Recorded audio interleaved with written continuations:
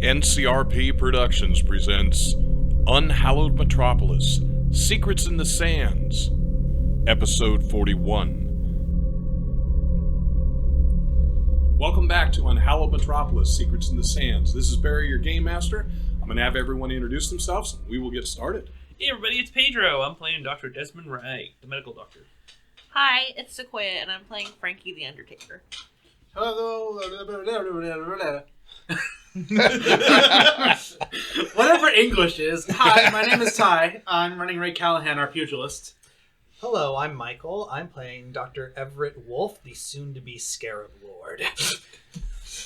Hi, this is Matt, and I'm playing Aiden Samir Carter, Antiquarian, also known as Rogue Antic. Yeah, I'm that not same It's catching. What is that word? AKA also known as Rogue what? Rogue Archaeologist. Ah, okay. Hi, I'm Jill, and I'm playing Raya the Mourner. All right, so last time the group had set down in the valley. You guys had set for the evening. You had heard the wail, the wash-wash Zagrit, the whispering scream. It had come down, woken everyone. Frankie woke everyone, but the sound continued.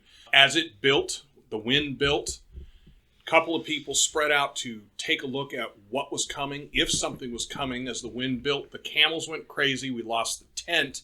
The group moved into the cave. The tent was put with pegs around the cave's mouth. All but two of the camels have been reclaimed and have been brought back in the cave. The group in total is inside the cave, and we just watched one of the camels basically foot kick Zosser across the cave about 8 feet to land at Ray's feet, at which point Dr. Wolfe realized something odd was going on and realized it was a sound. Looking down, he has a scarab beetle eating into his right leg. And we're off.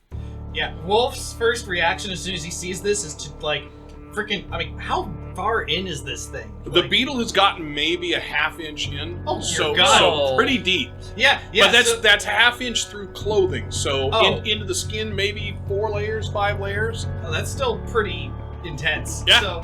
So yeah. It's gonna be a divot. Yeah. So Wolf, first reaction is to grab the thing and So for everyone, you guys are gonna potentially see, because it was fairly quiet, and we were having a theosophical discussion of gods and spirits and evil and the like, so it's not like it was a uproarious discussion of noise. So you guys will see Dr. Wolfe throw something. Wolf, You what? okay there? What the hell was that? There was Don't worry about me. Take care of that man. I say as I'm pointing out the guy who just got freaking kicked. Which you guys also saw. With Oh, yeah. perception It's roll awesome. for anyone that looked at Dr. Wolfe when he threw the beetle. If you don't think you did, I'm good with you not. 16. 16. 18. 18. 15. 15. You got a man at your feet. 15. 15. So 16 and up gets it. Any of you who got a 16 and up, you will see that Dr. Wolfe has a hole in his pant leg. It was not there before. I do not care. Okay. I'm. I'll help I Joshua. care. Okay, so as you pull up, he groans holding his chest and does not help you at all getting up. He started to, and as soon as you got a stretch on that rib cage, he groaned and released any strength. You can easily manhandle him up if you want to. Okay, that was a pretty severe kick. Dr. Wright, do some doctoring. So I'll stand up, and as I'm walking over to him, I'm gonna say, Wolf, what in God's name did that to you? What did you just throw?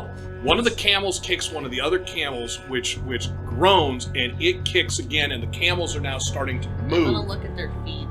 As you look down at their feet, as far as light, nobody talked about bringing anything in, so I'm assuming. I'm going to assume that there's the lantern in here. I thought they were starting a fire. And they have a fire, yes, and they have a fire. That is it. So as you're looking at the camel's feet, you are watching shadows play over the ground.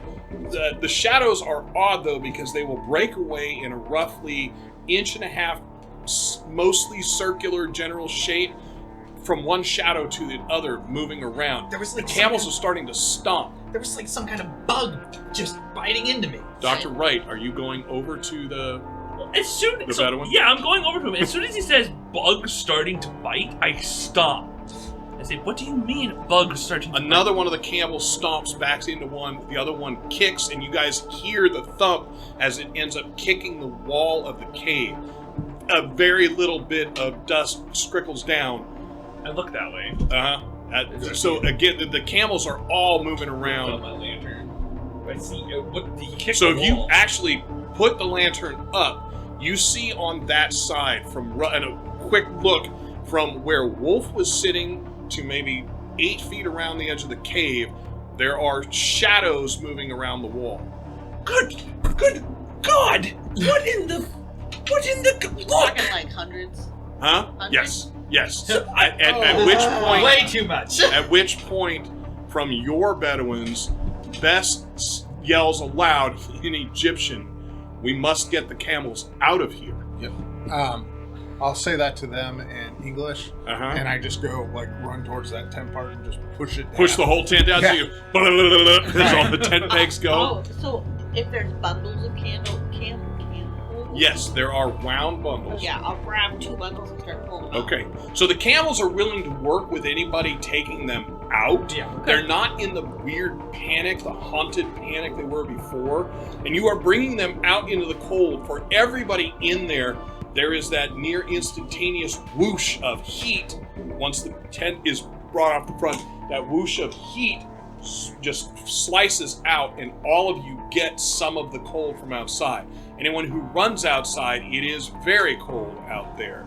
As the different Bedouins who are bringing camels out are bringing them out, you can see them smacking things against the camel's legs and chest. So what I'm doing is I'm moving out of the cave Okay? and immediately patting myself down. All right, so nothing that you can see. In fact, for any of you that are looking down quickly, you'll notice that the massive moving shadows, now that it's gone, you're not going to see them, but the massive moving shadows is almost exclusively on that side of the cave. The camels are all out. You have now ignored the man who's down. So, Ray, what do? Dr. Wright just ran out with both the light and his doctoring skills. Wolfe is right there. Wolfe is has slung the thing on his valise and he's going to help you out. So. Well, let's get the hell out of this cave first. I'm gonna pick him up. Hold That on. was my I'll thought. get his legs. You get the arms. We need to hold him flat. Both of you guys give me a coordination. Dr. Wright, you were pointing? Oh no, I was saying, I'm agreeing with Ray. Get All the right. fuck out of there So, first. Frankie, you've got 2 knots of camels. You have a pair of 2 and 3. The remaining 3 Bedouins will get the majority of them out. Billings actually gets up, runs over to the camel that was his, and grabs at it.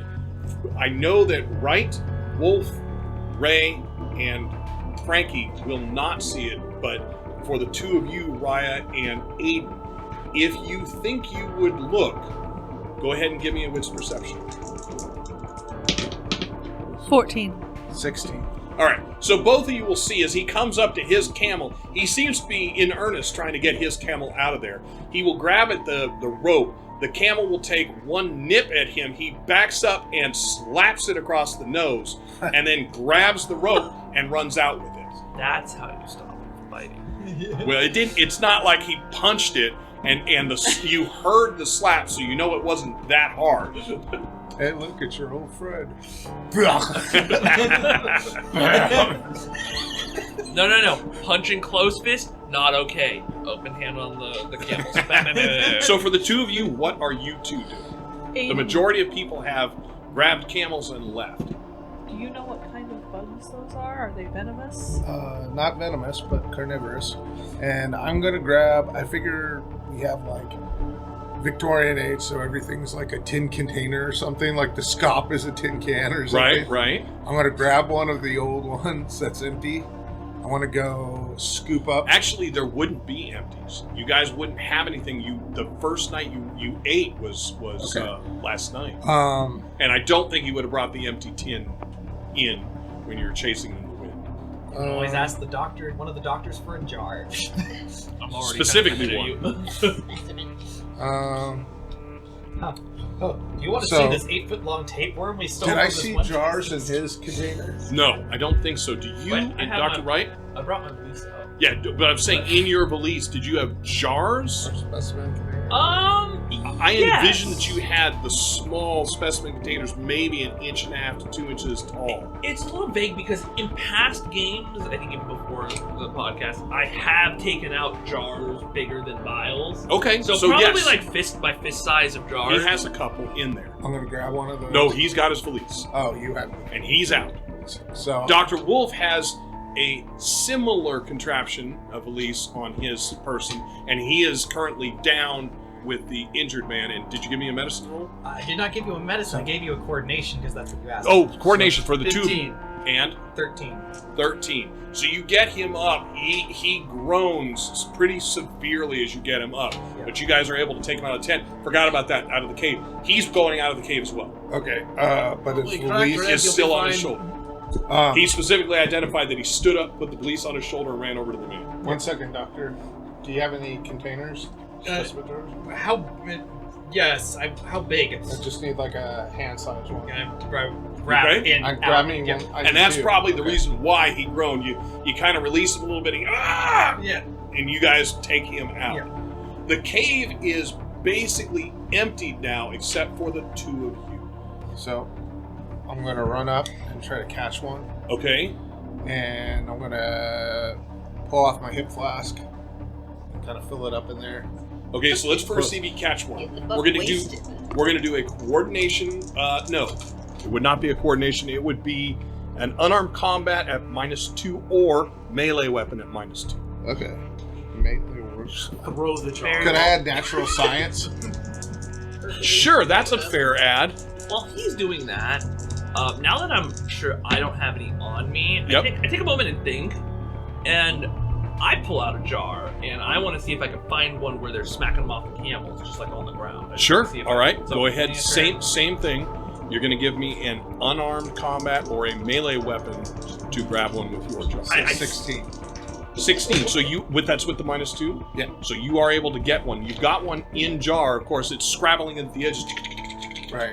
Well, I'm hoping the gin will kill it. All right, and then you're emptying your gin flask into it. Okay. Well, part of it. Like, I'm trying to get it submerged till it's like. Yeah, that's what I said. Yeah. Empty. You're Right. going to empty it. All All right. right. And Dr. I'm Wright. taking I one got an for 18 science. melee combat. All right, so you're fine. Yeah, the one that you're going to grab, unlike his, which is live and kicking, the one that you grabbed has been smacked. It may not be in perfect shape. It is still moving. You still had to chase it a bit, but it looks like the part of the carapace has been cracked. Oh, But you have it in the jar. What are you doing? find one more alive. You're going to chase for one that's fully 100% in good shape. If there's one near me, yes. Okay, give me a wits perception roll. You're going to have to see one that hasn't burrowed back into the sand. Yes, there's And I'm one that's burrowing right into the back of Dr. Wolf's skull. This would be the Oh, perfect another one. opportunity. You're going to try and capture in the same jar?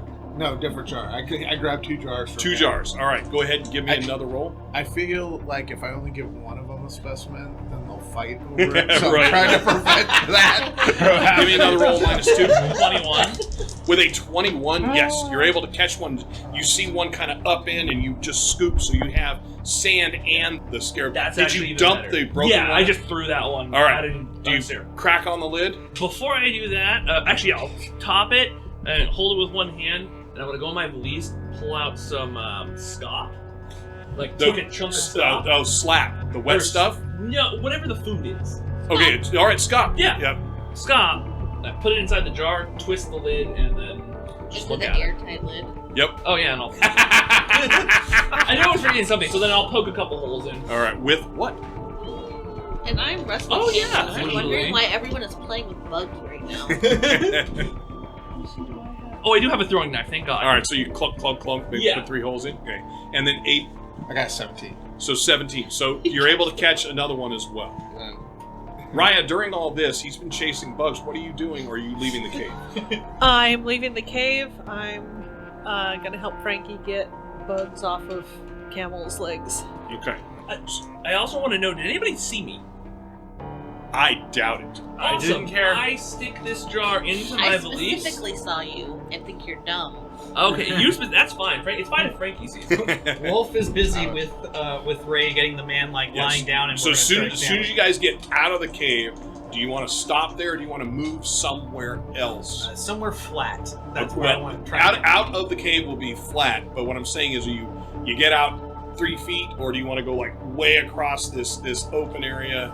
How far away from the cave, I guess, would be the question. And 20 feet. where they're smacking the camels, that kind of I voted 20 feet. I'm All just right, following 20 him. feet out. I need his help to carry this All man right, so safely. setting him down, you are going to give me medicine. I thought it was first aid, maybe, but it is medicine. It is indeed medicine. Medicine. 16. So with a 16, yeah, you already kind of knew it before you set him down. There's ribs broken, but he has a fairly large contusion. You can open it up and already see that he's starting to redden up. That'll be black very soon. Yeah, so And it covers most of his side. This thing got him pretty solid. The way he went down, you kind of expected him to have been hit in the solar plexus, but instead it looks like it was farther to it would actually, I'm pointing at the wrong side of my body, be farther to the left that basically spun him to set him at Ray's feet. The only thing that you can really do, other than doing your best to check him out and listen to see if he's got a punctured lung or internal bleeding. or internal bleeding is pretty darn hard. At this point, you're just gonna wait. Yeah. You're gonna keep him flat, keep him warm as best you can, possibly putting one of the blankets on him. Yeah. But at this point, you don't have any way to look deeper yet. So it's watch for him getting white in color, watch for him throwing up blood, watch for him evacuating his bowels Yeah, and blood so as well. I'm explaining to Ray, it's like, okay, we gotta keep him warm for the time being. I don't want to set anything in place just yet. I want to make sure there's no internal bleeding. But it will, as long as there's no internal bleeding, we should be able to set the ribs into place. We can get a splint going. Well, you're not wrap going to them. splint, you wrap ribs. Yeah, that's Yeah, what I That's all mean. you can do. That's There's what I mean. not And much you're you can do you're to crack fingering, ribs. basically fingering the ribs as you go around. Yeah. You're fairly certain that 3 are broken, but it's far enough in that you don't necessarily, again, can't be certain yet, but don't necessarily believe that they splintered in and cracked something inside. Yeah, so yeah. So 8, what are you doing? Oh, so now that I have the jars, Yes. I'm gonna just kind of make sure the bugs are submerged in enough gin. Well, and so to kill them. you were able to fill the one with gin. I don't think you have that much gin that you can fill the other one. How My- much did you bring? That's none of your concern, Bear. It's a So 5-gallon bucket. My hip flask holds 10 ounces. Yeah, that barely filled one. and Oh, you've been did it? drinking out of Okay, it. well Yep. then I will go to, because I have a bottle and a little bit left Uh-huh. of one. Okay. So I'm going to take the last 10 ounces of the 14 in there. Okay, and finish that one off. Gotcha. Right, and then I guess for the 4 ounces, I'll just pour that into my thing. Okay. That's for you later. Very good. That's me. So the group is now out. The camels have calmed down. You have removed the scarabs from there. It is about 4 in the morning. No one's got timepieces. Oh no, actually, you would have timepieces. I So you have guys would know. timepieces. Yep. So you guys would know it's about 4 in the morning at this point. Sun comes up around 5:30 to 6. Now that I'm not going to be eaten by scarab beetles, I'll go over to the guy that got hurt, Okay. and I see that they're. Now, at this point, and how much time has passed? We're not that much. or Maybe we're- 2 minutes so far of Okay, your so time yeah. looking at him. Yeah. So I'm at this point it's just the waiting game. So I'm at least getting some things set up. So if we determine, okay, if I need to do this, I have it ready at hand. Or So what do you do, Dr. Wright, as you get up there? So I come over. Ray and Wolfe are both looking at him. Wolfe has done the obvious things. Yeah, so I'll come over, and first, before I even say anything, because I know Wolfe, I know he's probably not even going to pay attention, I'm there. I want to eyeball it and see if I think he's done everything that I would have done. Yep. He's not currently covered to keep him warm. He is laid flat. There's nothing putting weight on him.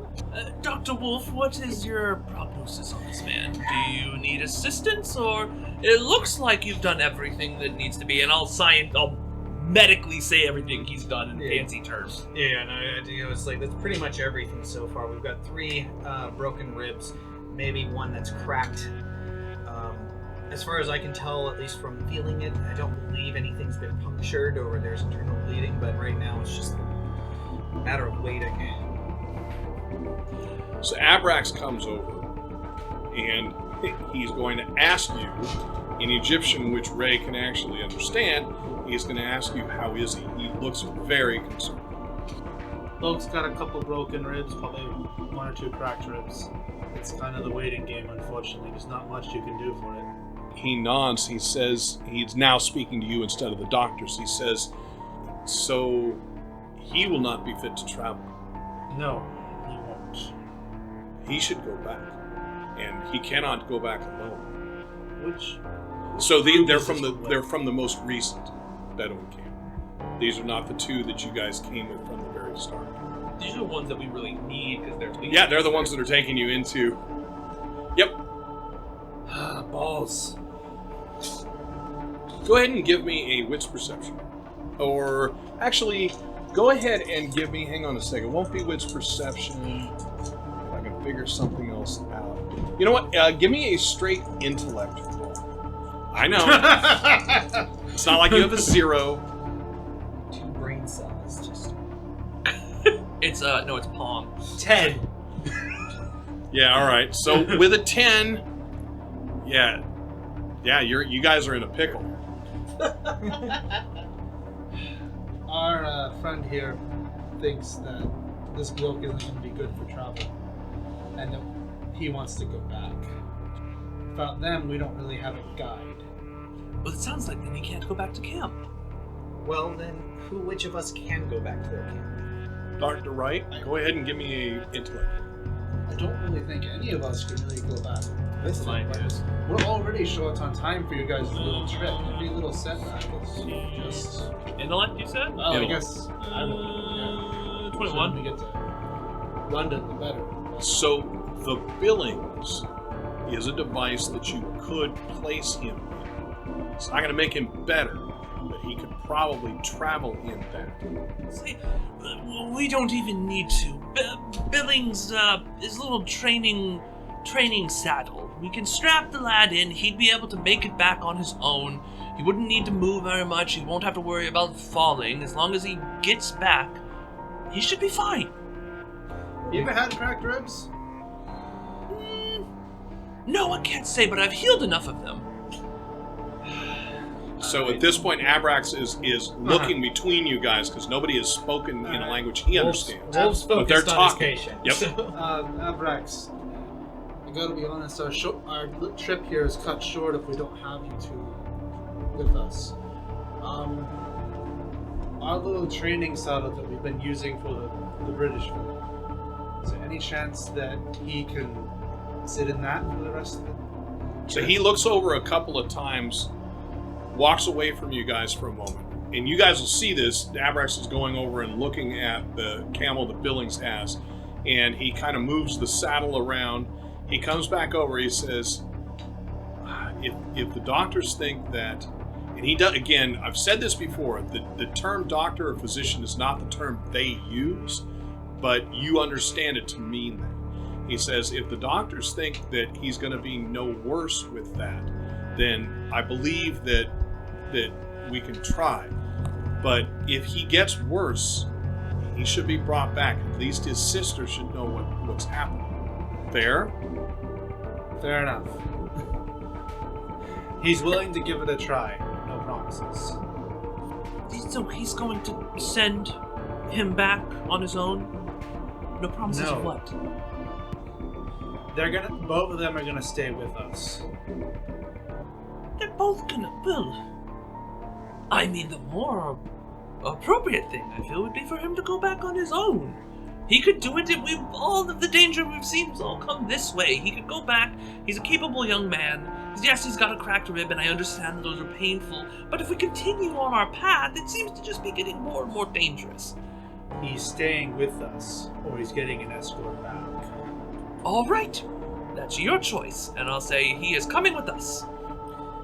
Just, Yes. Wolf's like, testing, temperature on the head. There's at one point where it's like going like, okay, I'm trying to help him drink a little bit, just to, see if anything happens, or at least hydrate him a little bit here as I'm still watching things. So for all of you that are outside, which is everybody, unless you go back into the cave, Cal and Mei-Ling will start another small fire out here. There's a very light wind periodically that blows through. They're able to get the fire up.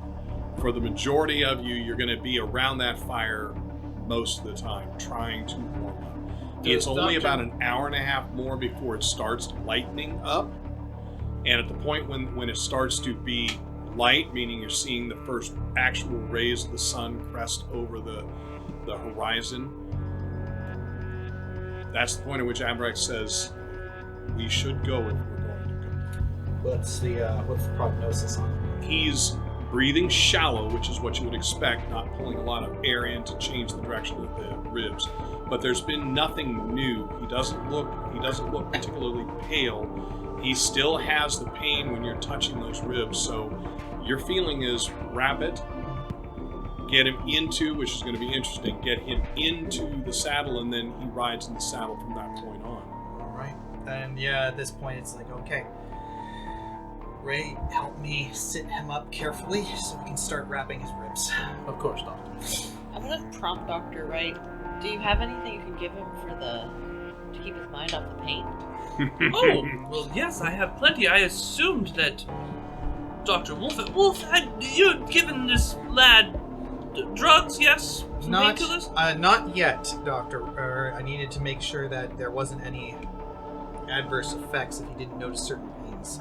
Oh. I'll give him after he's wrapped. All If right. he's cool, they won't mind. Yeah, no, of course. Nothing worse than getting torn apart. Well, maybe there's some things worse, and I'll tell you about a few things that are worse. There are things worse. So you guys load him up. It's very slow go. At this point, Small dose of hyoscine just to keep it. Is Billings upset about the saddle at all? well, Billings is going to be like, oh, well, so where am I going to ride? I just walk away. and that becomes a question. At this point, you guys have lost. Actually, it turns out it is Zosser's camel is the one of the two that was lost, and then a food one was lost. You're not, or I'm sorry, a supplies one. You're not going to be. Oh, I didn't think about that. You're not going to be putting people on the one that has the supplies. So, how are you guys doubling up the two that do not have? How fast do we try? I can either take Zosser or Not that fast. Zosser or Billings. I'll take it. Would it be that I'll go with ridiculous Frankie. for me just to jog alongside? Yeah, for the distance you're going to go, it would be tiring in the heat. I'm a very strong rider. Billings can ride with me. So Billings will hop up there. Frankie, my boy, will you help an old man out? Would you kindly help me? Kindly help me. Frankie does not at all want to do that. Does not want to double up with the right. No. Do you want me to say a few words and make it so you don't have to worry about it? Does anyone else offer? I was going to say, right? Well, it doesn't have to be right. Does anyone else want to offer to anyone I else? kind to of imagine double up? myself being slim, and so I'll take him on line. Okay, so Dr. Wright will hop up behind a. Oh yeah, I mean, I'll Very good. Is that Frankie. square? Frankie, how many sons do you see? Generally? There's 5 sons. I'm singing. I can show you the world in your ear. Including your hair. Yeah. All right, Like, so you must understand, melee will betray us. so the group heads out. So Mailing when the we are, wise has arrived. She I'm is gonna not welcome. deliberately ride up to Dr. Wolfe, Mhm. knowing that I am out of earshot of Dr. Wright, Mm-hmm. and I'm just, Dr. Wolfe, can I by chance ask you a favor? Yes, of course you can. But though it may depend on the favor. And Well, you can always say no. If I happen to get injured in whatever this little adventure is, I don't want Dr. Wright being the one that helps. I can understand, especially with what happened with the little encounter. I wasn't on my best behavior either when I was. That's putting a little lightly there. Well, I'm not entirely certain as to Wright's own beliefs as a doctor. It's not what I believe in some aspects. I believe everyone should be given an opportunity, even if it's on death's door, but Why specifically don't you want him working on you? He is a talented surgeon. He's skilled at what he does. It doesn't matter how talented a man is. It's a matter of whether or not you trust him. And every time I've looked into that man's eyes, it just reminds me of something dark. If that is what you wish, then I will take you as my patient. But if something happens, like whatever it was that happened after the cistern, he might be the only one available. But I will do everything that I can to help you and keep myself under control. Well, I appreciate that, Doctor. And if I may, I'm gonna reach into my back pocket, basically, and I'm gonna pull out the book that I'm constantly reading. There's a certain concept in this book known as an id, which is it's difficult for me to even understand. I pick up these books from time to time, speaking about the strength of one's mind. An id is a manifestation of your innermost feelings, your most primal instincts. And I know this book is probably, the man who wrote it's probably exiled from anything sort of university, but it might be an interesting read for you. A lot of trot through the desert anyway. Wolfe will take the book and he'll look at it and he goes, I'll definitely read more into it. Psychology wasn't the main thing I focused on, but I know the basics of the id, ego, superego. But Ray, I want you to know that's the thing that frightens me the most. These primal urges and desires. I don't want to hurt people. I want to help people. I want to change the world for humanity so that this blighted, infested place, we can become something better than ourselves. But what if deep down inside, all I really want is just to tear people apart? And that frightens me. It frightens me a great deal. Well, for the record, Dr. Wolfe, I'd congratulate you because I'd say you're just like the rest of us. Every single person walking in this little caravan, we all have deep, dark thoughts of what we want to do to somebody. But every person must take a moment and look beyond themselves. Instead of focusing on what you want to do, you must take a moment and push beyond that. When you're in your little stupor, your little melancholy I couldn't help but think about the time that I spent time traveling around the Mediterranean. I was running from my past and I had no clear goal. You see, we as a people become truly stronger when we are focusing on something beyond ourselves, something that is almost unattainable. But the hope and the possibility of us finding that thing, that is what pushes us beyond our own physical strengths. You may have a thing inside of you, but at your core you're still human.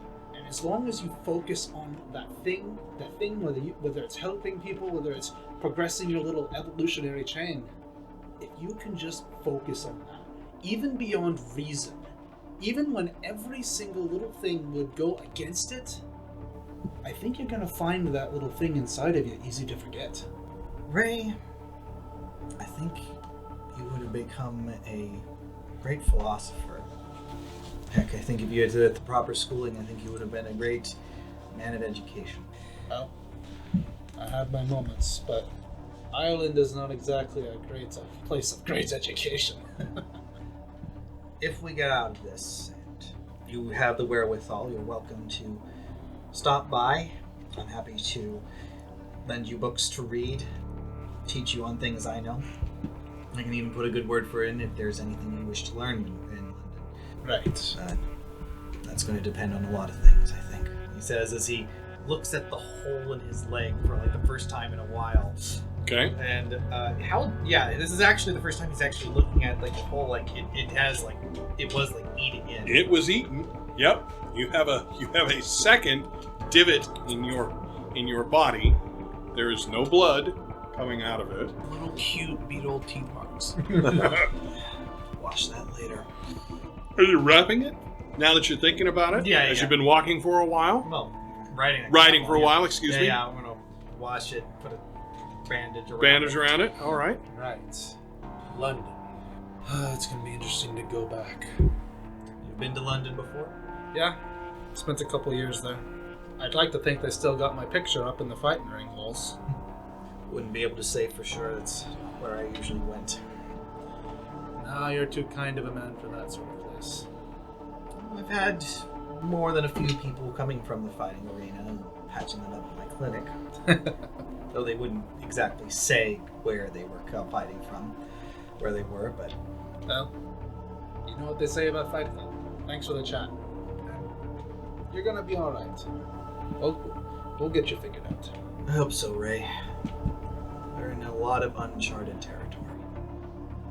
The distance you guys are plotting on Camel, there is pretty much a constancy to it. There is a little bit of up and a little bit of down. As the day progresses through the hours towards noon, and we've been riding for 6 hours, I would like to have everybody make for me a vitality roll. Basically what you're trying to do is overcome the heat, the undulating movement of the camels, and the fact that basically none of you got sleep. 19 for Wolf. Yep, 17. yep, 18. yep. Also, I've learned to sleep on meth. I can shut my brain down. Like a dolphin. no. Just Yeah. off one half at a time. The meth keeps my Oh, body God. going with my subconscious, but my body rests. Didn't you lose your vial of meth? I don't know that. I just did. He's still on last night's high. 8, The dolphin reminded me of something horrible. 14. 14. Frankie, 12. Ray. I got a 19 sleepers for the week. All right. So all of you are doing well today. There will be concern if there's no sleep tonight. You guys are all doing fine at this point. Shouldn't we be reaching it by now? By the end of the... You should be. That's the idea. So 6 hours in, and the heat is getting to its top, and you guys have now moved towards your heading to where you're heading south. You again head west for a ways and dip down into another one of these valleys. This one has running water coming down the sides as the other one did, but no pool. It seems to run down. There's a stream that goes about 600 feet distance in and then just disappears back into a cave wall. Nobody drink the water. Trust me. What? So all three of the Bedouins will pull up the camels, tie them off, hop off, and start filling their canteens full of water. Oh. It's The moving wall. water. The wall was fine. Uh-huh. Thought You'll there see needed to them be doing ground. the same in the stream itself, where it's easier than down the wall. Huh. It's Interesting. moving is the key. And I'm Yeah. glad you remembered that. By the way, 2 more to the center. We'll max it out. That just so you know, having recently experienced the joys of Giardia, that is not always true. Not always, yes. Depends on where it's bleeding through. That's the other part of it. You guys will wait here a few hours. About 4 hours pass, and they're talking with you, letting you know it's not much longer. At this point, Abrax wants to know where in the city you want to go. So the Bedouins that have been through this area, have named it.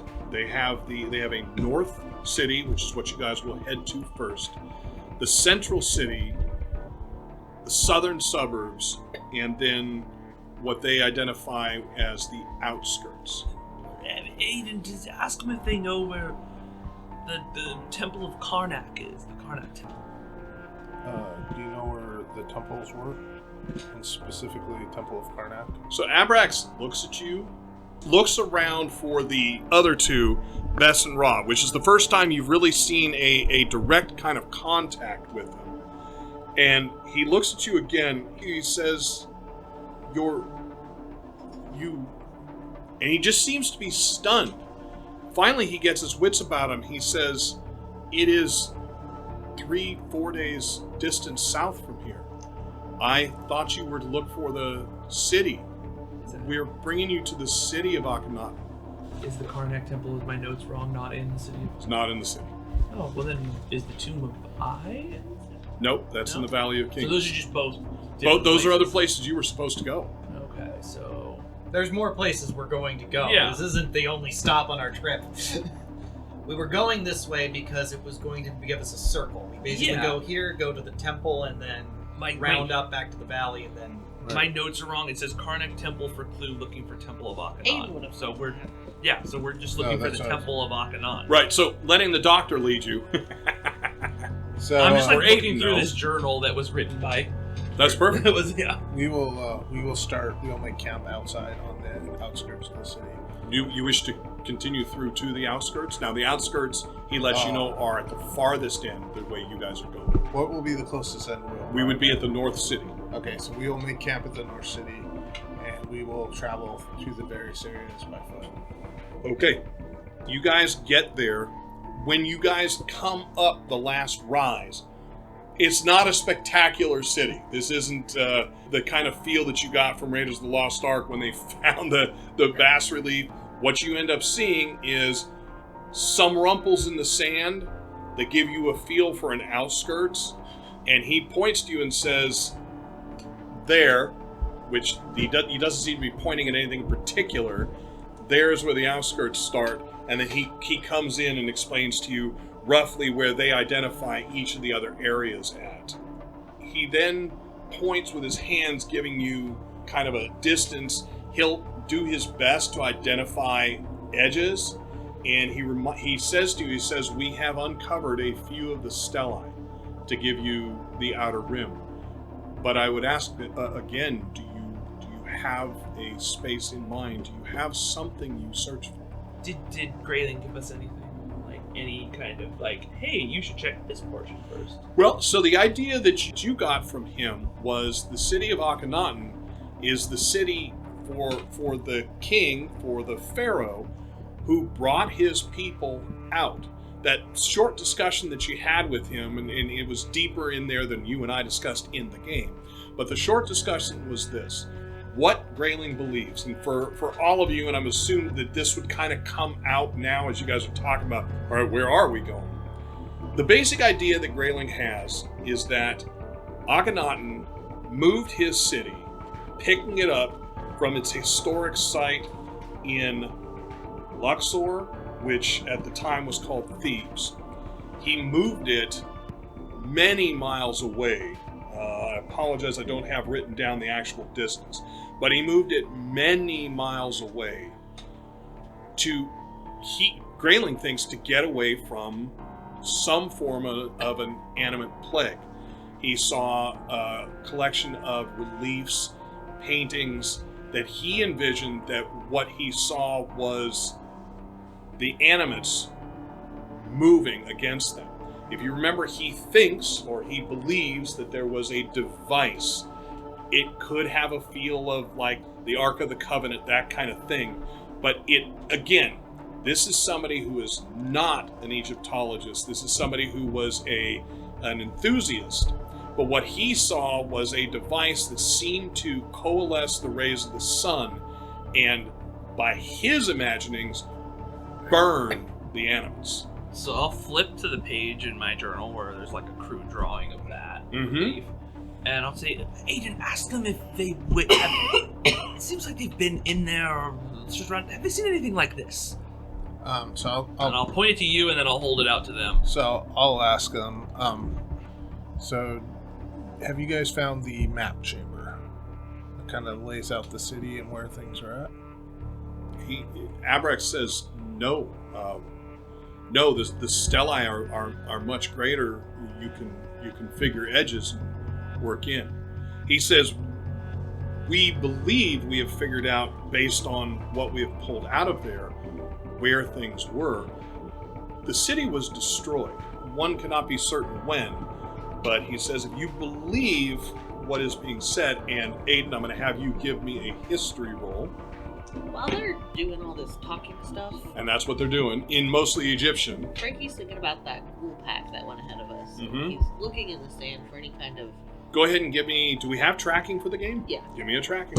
And Wolf's going to double check his patient to make sure everything's going. Very good. Well, he looks nothing close to comfortable, Oh yeah, I'm sure. but he looks no worse, which is good. I got an 18. I So- also got 18. All right. So with an 18, Frankie, yours is easy. you do not find the ghoul tracks. It looks like you lost them in thinking back is what you've seen. Looks like you lost them in the overnight camp area down through there. So for you, Aiden, you remember there was something called the Amarna letters. It's something that had been talked about. Grayling had been able to get you a couple of relief pages, basically copies of the pages. The full manuscript, the full collection of letters was not available to you. But you had a few pages that kind of talk about what happened there. So Horemheb, who is the last of the dynasties the way they are cut currently and explained, Horemheb decided to erase Akhenaten's name. He's called the False Pharaoh. And as you're talking with Abrax, the other two know some of the stories minor, but Abrax seems to have a fairly good understanding. Not that you would even consider him an expert, but enough of the kind of hearsay that you assume that they've picked up pieces as they've moved through there. So in an attempt to erase his name, he tore down the city. In the 5th year, and this is going backwards, in the 5th year of Akhenaten's reign, he closes all the temples from the polytheistic Egyptians, closing down basically the economy. Most of the Egyptians of the time hated him for this. The priests that ran these or polytheistic religions made their money. The income and economics of the country ran through these. It would appear Akhenaten had no true interest in them. So Abrax is talking to you and gets interrupted by Bess, who asks Abrax if he's seen any of the pictures that would show Akhenaten to be not the same as us. And Abrax nods his head and says yes and draws in the sand. So anyone else watching this interplay, you're going to see Abrax draw what generally is a human head, but he draws it with very extended features. And Bess looks at that, looks at Ra looks at that, they both kind of nod their head and say, yeah, that's what we understood. Akhenaten was not human. And Abrax kind of shakes his head. You're not getting the feeling he's believing that part of it. But Akhenaten moved here and built the boundary, and at that point Abrax says, come, I will show you one of the stelae. And you guys move forward, and it takes him a bit to find it. You notice that sand blows around here, but he does eventually find it, and he uncovers it, and he looks to you. Do you want to try and read it? Yep. You can tell that's what he's done, brushed it aside. Sure. Go ahead and give me your history roll. Can I add cryptography to that? Go ahead and give me a cryptography Or roll. languages? Give me a cryptography roll instead. Okay. What was that, Frankie? Can I? Looking at this drawing on the ground, what do you mean by extended? Well, the head is drawn out. The actual head shape is less of a small chicken egg oval and more of a large cylindrical. What do the eyes look like? Isn't that detailed? He doesn't draw it that detailed. He literally just shows the head. Arm, and if there were arms, they'd be a lot longer. A little bit longer, yes. 17. Anyway, I can add language to that. Don't need to. Okay. So with a 17, you're able to read the stelae. Do you read it to Yeah, I'll read it the out English loud. speakers? I'll read it to the English speakers. When you start talking, anyone who notices, Billings will move very close and is taking it all in. Doesn't say a word, just is watching you and looking at it. So the stelae reads, "Behold, it is Pharaoh who found it, not being the property of a god, not being the property of a goddess, not being the property of a male ruler, not being the property of a female ruler, not being the property of any people." So you know historically, and you can tell them or not, you'll have to let me know at the end of this if you do, you know historically that the majority of the Egyptian pharaohs envisioned themselves as being God on earth. As the pharaoh was brought into the lineage, brought up to pharaoh, he would then ascend to godhood. Many of them, like Ramses, did it by painting their faces and building their statues everywhere. In some cases, co-opting other statues. This is different. This is basically setting up a place where nobody owns it, and it is not for anyone. Which doesn't make a lot of sense to me. So I'll let them know on that. And I'll ask them if they have found anything like a building or something temple-like.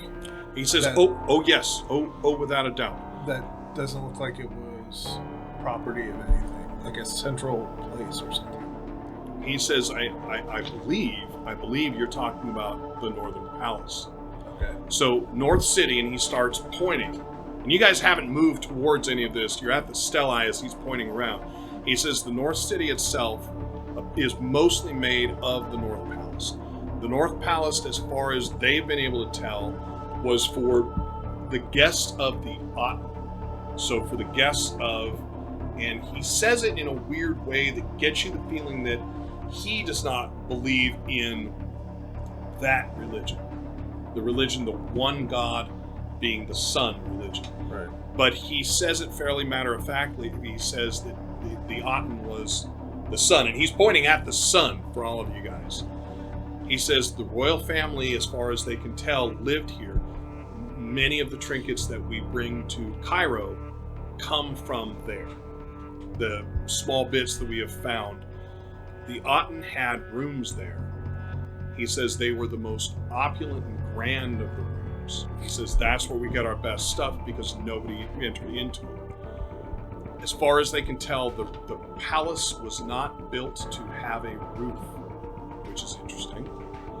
But what he lets you know is, again, Horemheb, as far as he can tell, as far as anyone can tell, as far as you had read in the Amarna papers and the Amarna letters, to erase Akhenaten's name, most of the city was crashed down. And the stones were taken to build other temples and other places. A lot of the temples south of here, is it south? Crap, I keep forgetting the way we are going. Yes, most of the temples south of here use other people's temples to build them, the basic stones.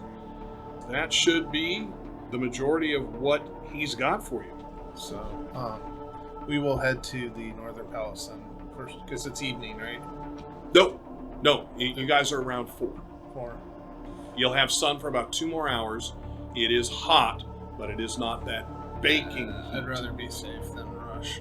We'll head there in the morning.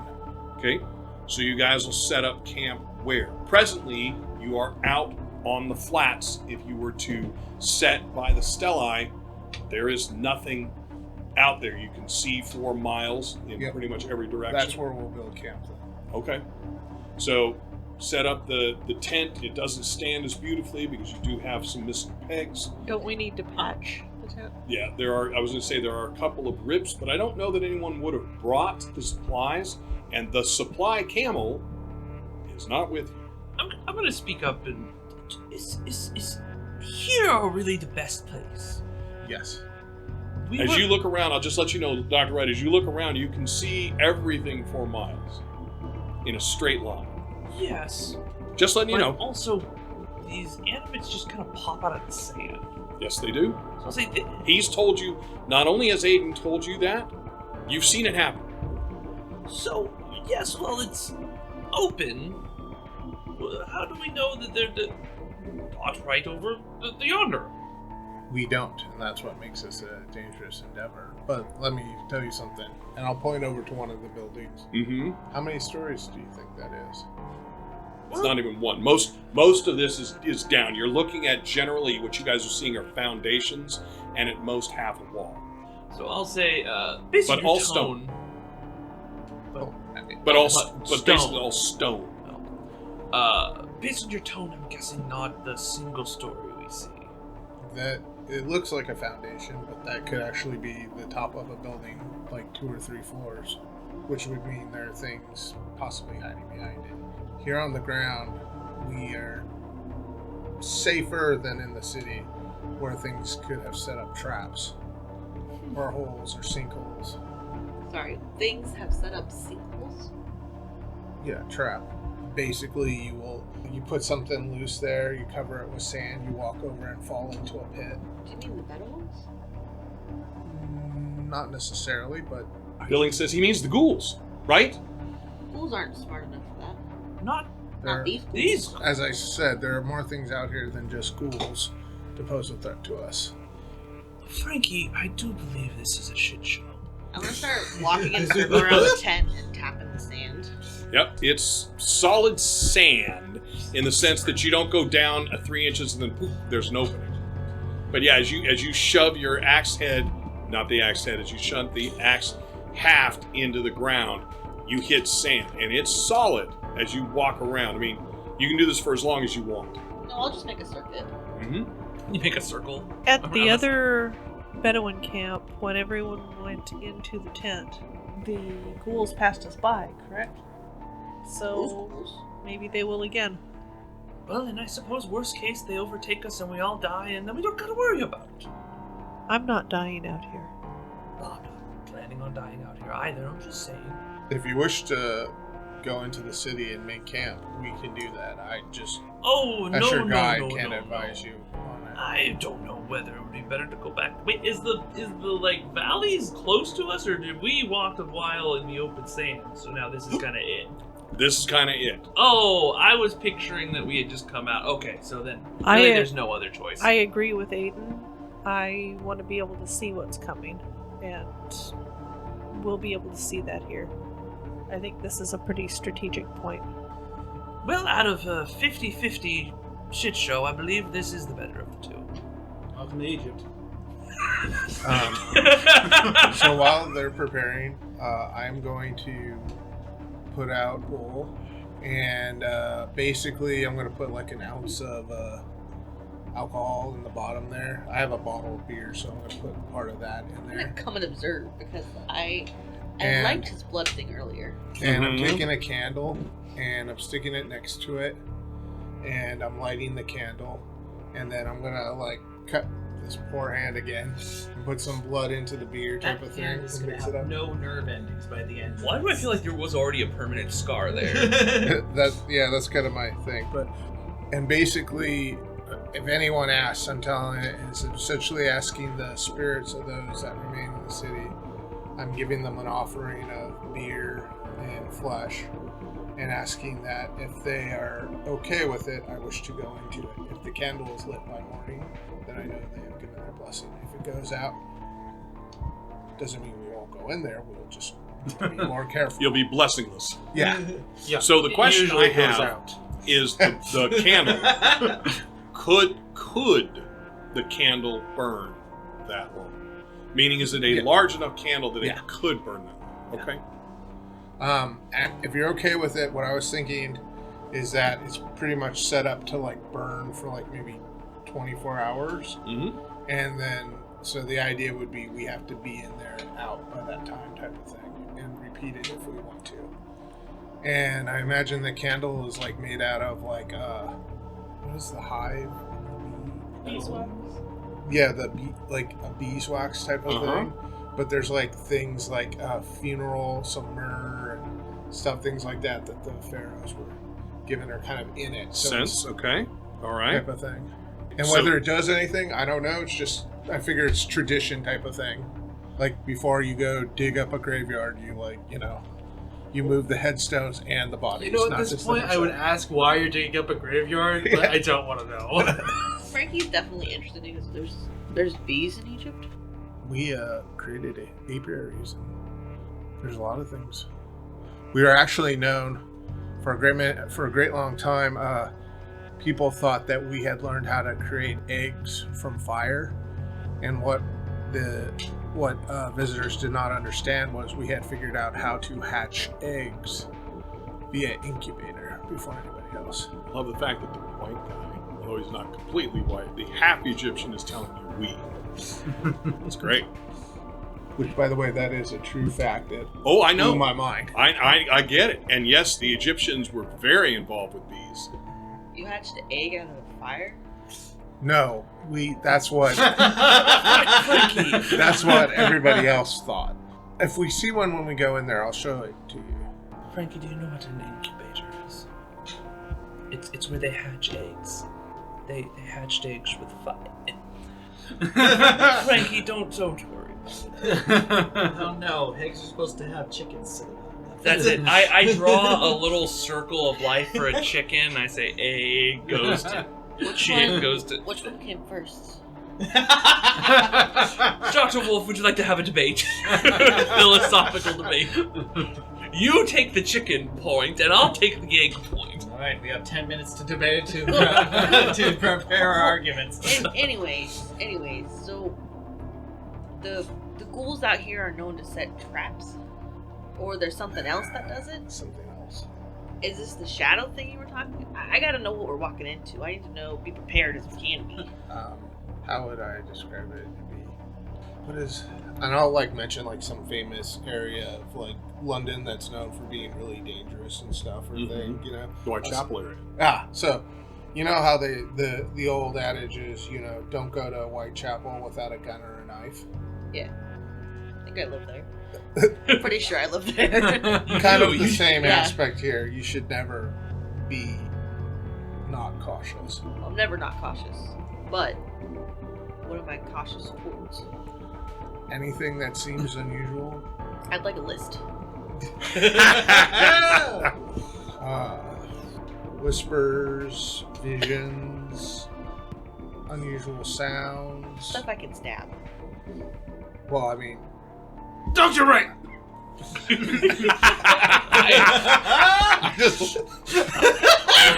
I want to make sure, are we having this discussion in the tent? Have we decided we're putting the tent up? Dr. Wright has given up arguing, at least, presently? Okay. It's the 50-50 shit show, so... All right, keep going.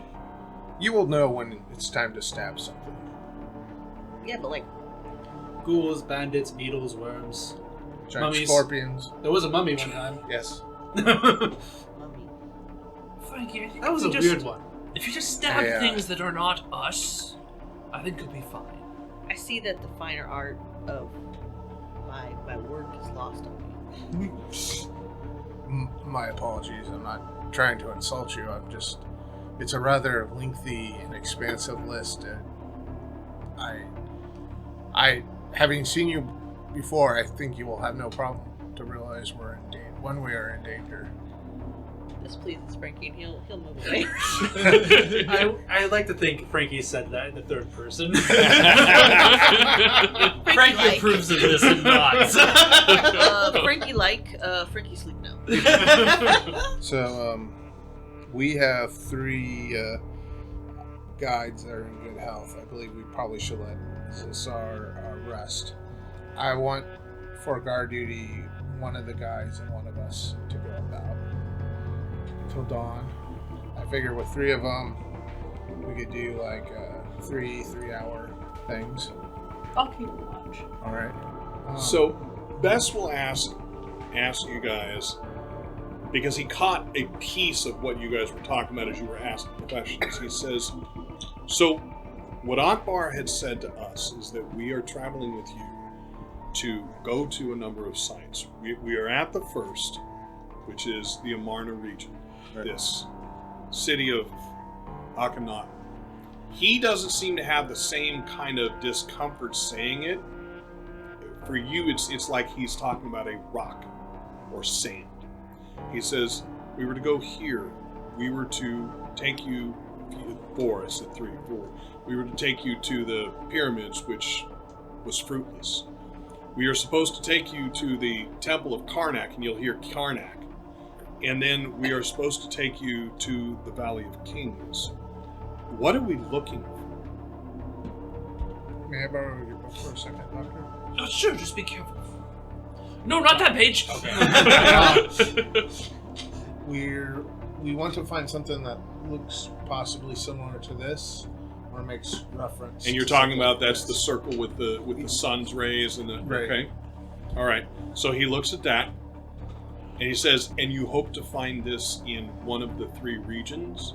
And Ra is now focused on the conversation as well. We are hoping to find He's looking at the pictures. clues. Ra reaches for the book and says, may I? So To you. make sure he's careful with it. That's all we have to go on. My theory is that since the temple was for guests and things, and based on this description, perhaps they viewed this device as some sort of gift, and that's possibly there where they kept it. Ron periodically will, while you're talking, say to Bess, remember this one? Yes. It keeps you talking. My belief is maybe before, and out of character, Himamdi, or the guy Horeb? who... Horeb is the final person in the dynasty. He basically wiped out the Before dynasty. Horeb wiped out the city, I'm thinking it may have been hidden, or priests or whoever it is who guarded it, maybe priests of Aton, hid it here. So the two of them are looking at each other. Bess says, if you had such a device, it would be incredibly powerful. And Ross says, and by the way, you guys don't really ever hear Ross speak. Ross says, and it would be very valuable. Indeed. Bess says, so you intend to take it from here? He doesn't necessarily use the word Egypt, but he says from here. That is the plan. And they both look at each other. And you spoke with Akbar about this, and you can see that they're respectful of the book. And he takes the book from Ra, doesn't rip it out of his hands, takes it and says, this, you intend to take this? You spoke with Akbar about this specifically? And he hands the book back to Yes. Ra, who's still turning pages. Yes. If my patron believes that this device may serve as some possible way of stopping what has happened to the world. So if this could end the Shadem, shouldn't it stay here? Here. Well, he believes it could. He believes that it could end the Shadem everywhere. Everywhere. Yes. And it wouldn't need to be here to do that? No. You can see they both look dubious about this. No, I have had many conversations with him. I feel like he is an honorable man, and that what he is saying here, what he is planning, will be is perhaps our only hope, considering the way things get. And have you, been getting. and Bess says, and you and he, your patron, believe that they can end this, that it can go back to a time of plenty, Yes. golden wheat, sun that doesn't burn, night that doesn't freeze. Yes. They again kind of share a glance and look at you, and Bess will now ask you. He leans forward, and he doesn't seem to be withdrawn from pointing. He says, that one appears to be a doctor, and by now you know that word. No. He appears to be a doctor, one who helps. We've seen him do work. That one has value, pointing at Frankie. That one has value, pointing at Ray. That one has problems, but seems to have some value as well. As you're just picking at the hole in your leg. Yeah, you do.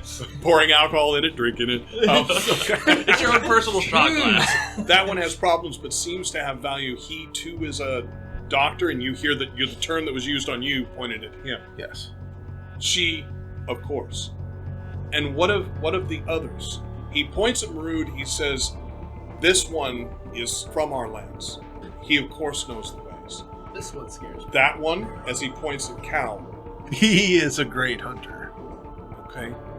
And the odd-skinned one, which is a funny thing for him to say. She is actually, she is very important. I actually need to speak with her sometime this evening about my theories.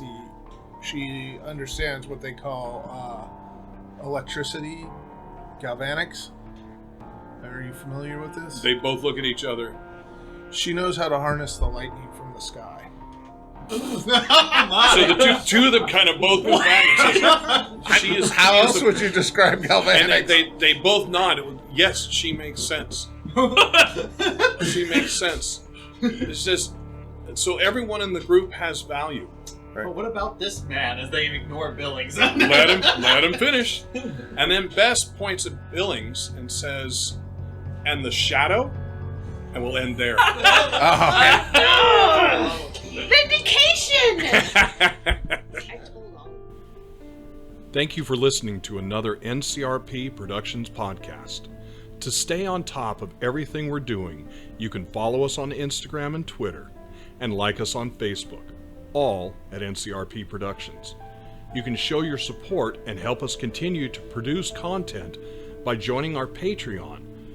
We offer additional podcasts like our B-sides and have GM materials, maps, and other fun things you can discover over time. You can find our podcasts on YouTube, Anchor, Spotify, Apple, Google, and many other fine podcast sites. Just look for us at NCRP Productions. We value your thoughts, so please don't hesitate to leave us feedback or comments. And if you would like to contact us directly, you can email us at ncrpproductions@gmail.com.